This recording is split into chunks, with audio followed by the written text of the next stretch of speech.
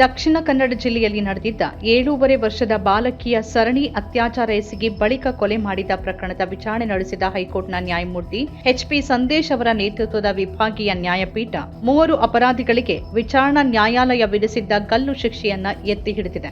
ಮಧ್ಯಪ್ರದೇಶದ ಜೈಬನ್ ಆದಿವಾಸಿ ಅಲಿಯಾಸ್ ಜೈಸಿಂಗ್, ಮುಖೇಶ್ ಸಿಂಗ್ ಹಾಗೂ ಜಾರ್ಖಂಡ್ ಮೂಲದ ಮನೀಶ್ ತಿರ್ಕಿಯನ್ನವರಿಗೆ ಗಲ್ಲು ಶಿಕ್ಷೆ ಕಾಯಂಗೊಂಡಿದೆ.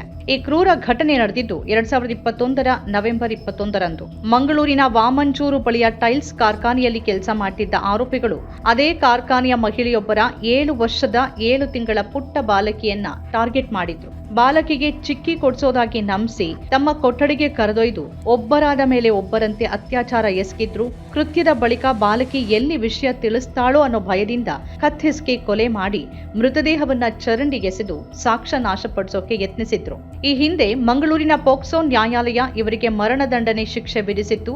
ಇದನ್ನ ಪ್ರಶ್ನಿಸಿ ಆರೋಪಿಗಳು ಹೈಕೋರ್ಟ್ ಮೆಟ್ಟಿಲೇರಿದ್ರು. ಆದರೆ ಇಂದಿನ ತೀರ್ಪಿನಲ್ಲಿ ನ್ಯಾಯಾಧೀಶರು ಆರೋಪಿಗಳನ್ನ ತರಾಟೆಗೆ ತೆಗೆದುಕೊಂಡಿದ್ದಾರೆ.